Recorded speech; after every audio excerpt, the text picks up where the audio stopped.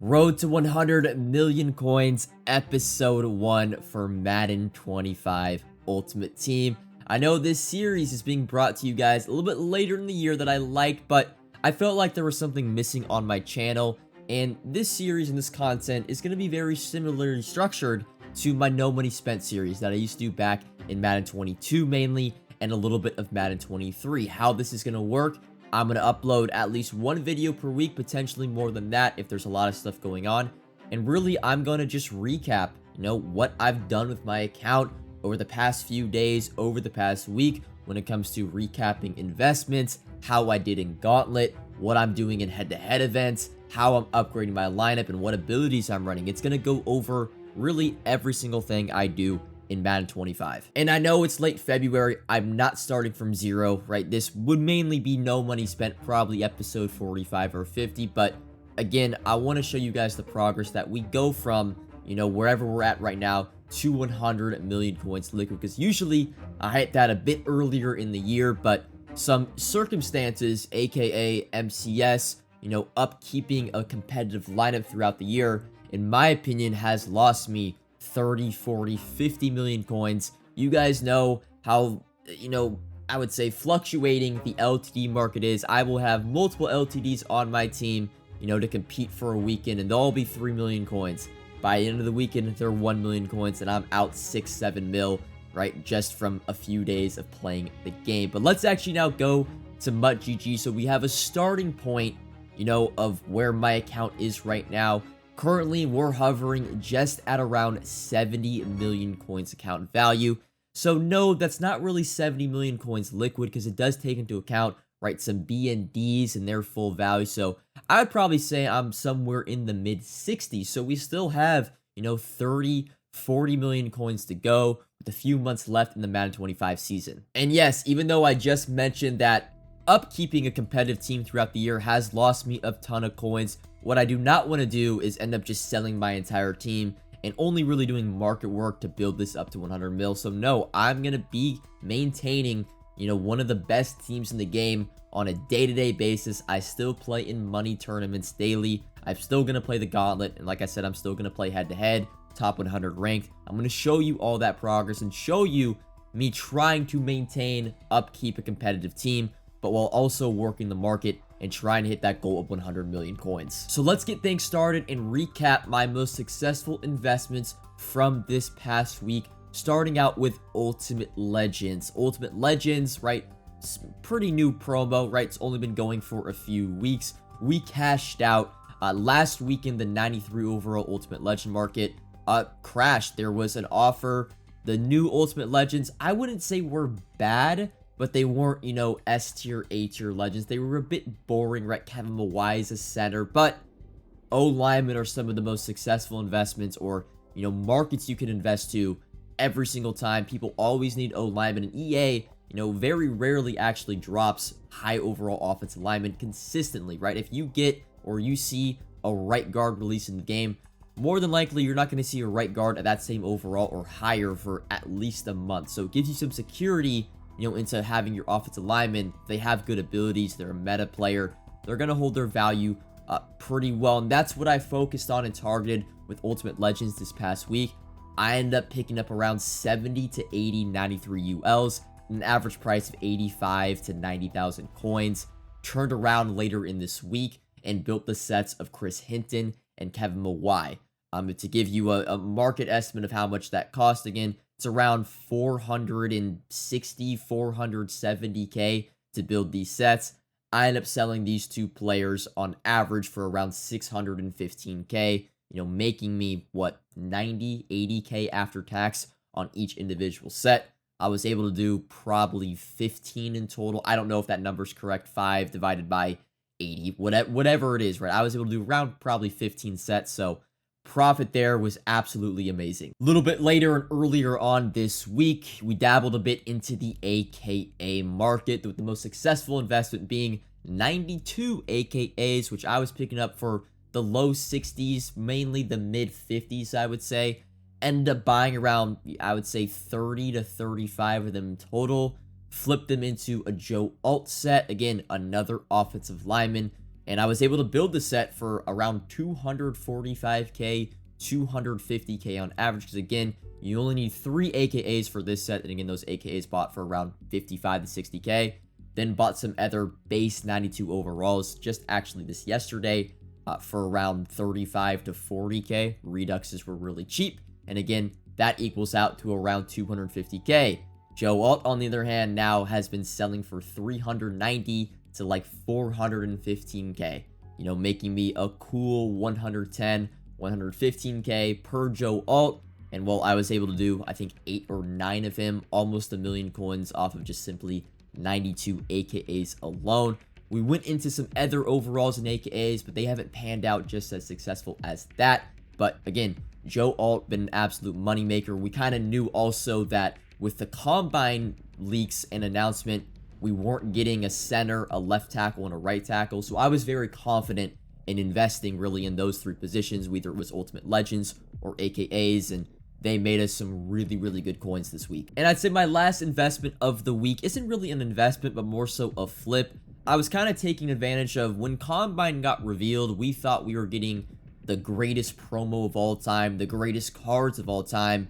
You know, we didn't know that EA was going to be really, really stingy with the upgrade tokens. So Malcolm Rodriguez, aka LTD, who I was actually targeting to pick up for my team because I thought, well, we're getting all these players that are going to save me 2 and 3 AP from my setup already. I'm going to have a bunch of leftover AP. Let me go pick up this LTD Malcolm Rodriguez, who had dropped to 1 million coins, right? He's got mid-zone, lurk artist, and avalanche for 4 AP. I'm like, hey, I can fit that into my defense, put him at one of my middle linebacker spots. He's good to go, right?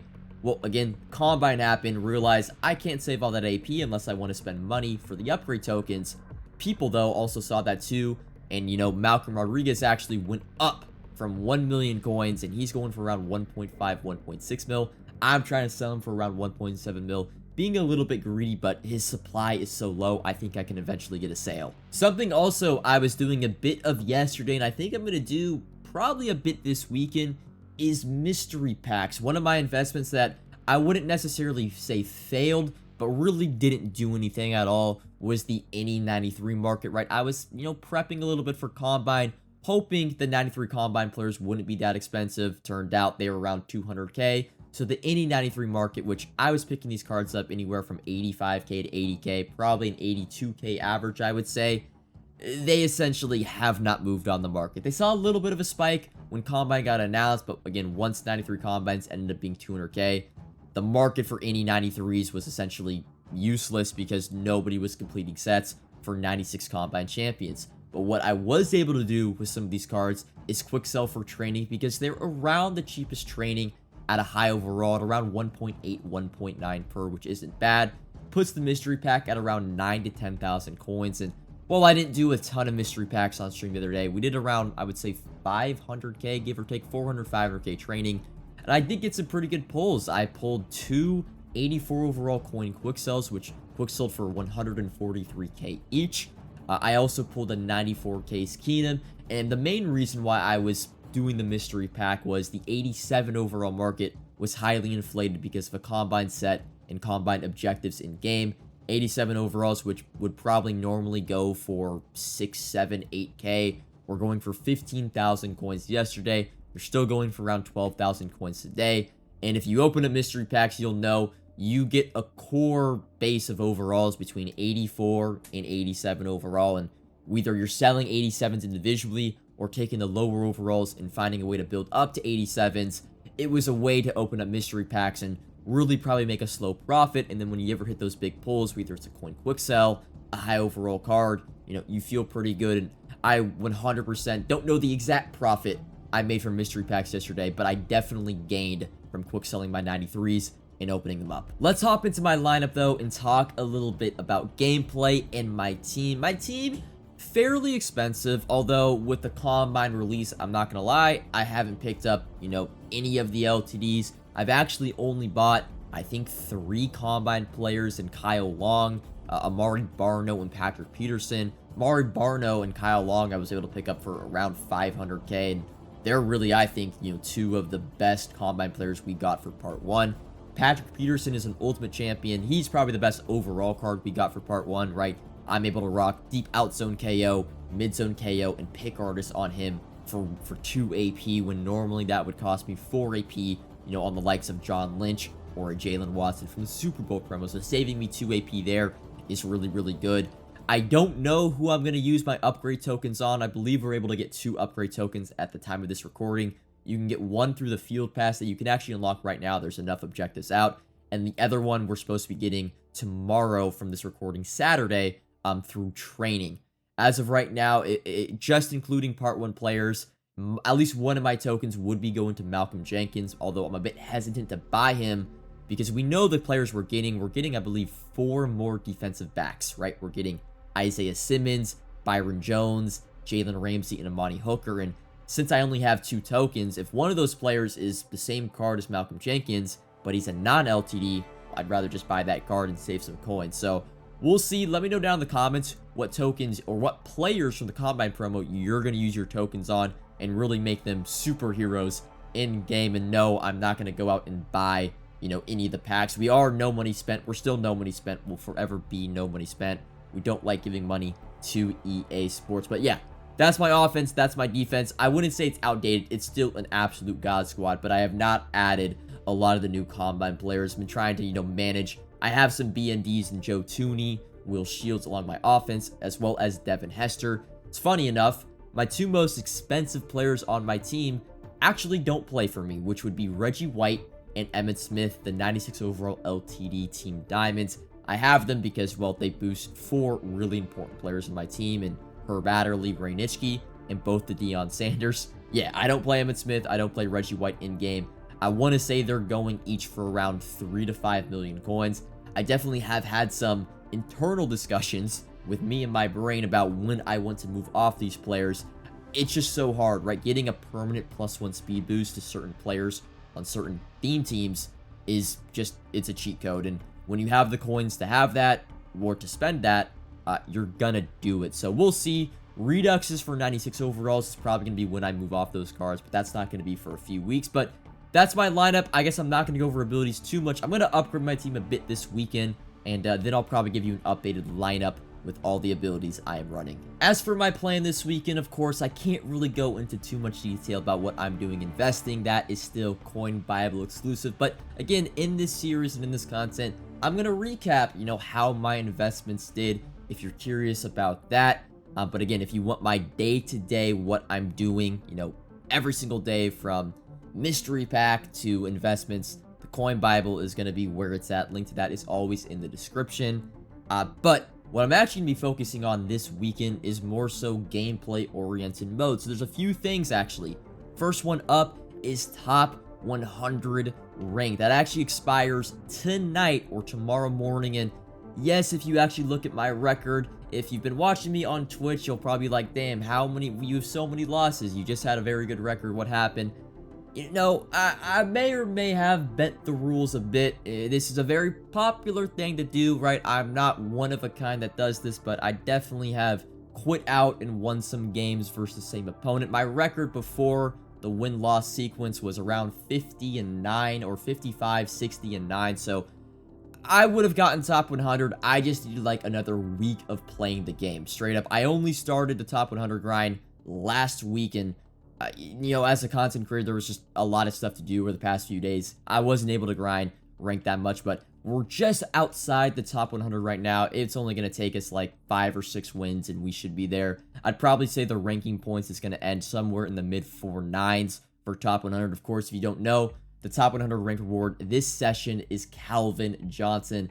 I expect him to be going for around 4 to 5 million coins. Will I use him on my team? Probably for a bit, but eventually he's going to get sold because he's so expensive. 97 speed, 2 AP double me, and gets all 32 team camps. He's really nothing that special, but he's Calvin Johnson, right? He has that aura. He's one of my favorite cards to use every single year in MUT, so we'll definitely play a few games with him. Other than that, we have Gauntlet, which I've actually kind of phased out of Gauntlet the past 2 weeks. I've, you know, stumbled out the gate, and I lost at 7-1 last week. The previous week, I don't even think I was able to play. 3 weeks ago, though, we did win the Gauntlet. Got that. At the time, it was DK Metcalf and sold him for around 4 million coins. T. Higgins is actually the reward right now, 97 overall. He's going for anywhere from 3 to 4 million coins. So as long as I don't play bad, I expect to win the gauntlet every single time. And again, that would be another just stimulus of 3 to 4 million coins to the account. Definitely selling T. Higgins. Doesn't really have a spot on my team. But maybe the best head-to-head mode out right now is not top 100 ranked. It's not gauntlet. It's not head-to-head seasons, but rather house rules. I've heard very, very good rewards here. Now, you do have to go 9-0, but I've heard you get like a minimum of 700 to 800k if you do go 9-0. I've also been told there's no elo, which, you know, if you're a pretty good player, if you played the head-to-head draft events earlier on the year, you'll realize and understand no elo pretty much means you're going to play mostly bots and mostly players that are worse than you. I don't know your skill level, but I know my skill level, and again, 99% of the players I play in this mode are going to be worse than me. I really shouldn't lose a game. So I'm probably going to focus on top 100 rank today, but over the course of the weekend, I might actually end up skipping on Gauntlet and running the Showtime event for week 1, you know, over and over again. It's going to be a thing that actually runs through the duration of Season 6. So even though it says it expires in 5 days, it's just, I believe, getting updated rewards every single week. So really cool thing they brought to the game. Shout out EA, even though they completely botched, in my opinion, and killed the Combine promo. This Showdown House Rules event is really, really cool. But I think that's going to be it for episode 1. I know it's a bit longer, but I had to, of course, kind of introduce you to how this series is going to work, and we had to kind of go over everything from this past week. And again, we needed a starting level for what this series is going to be, so this episode ran a little bit long. I will see you guys all probably Tuesday to Wednesday next week for this series. I'm going to be gone next weekend, so don't expect a episode a week from now, but probably between Monday, Tuesday, and Wednesday, we'll have episode 2, and we'll really recap kind of what went down this weekend with our gameplay events. Until then, peace.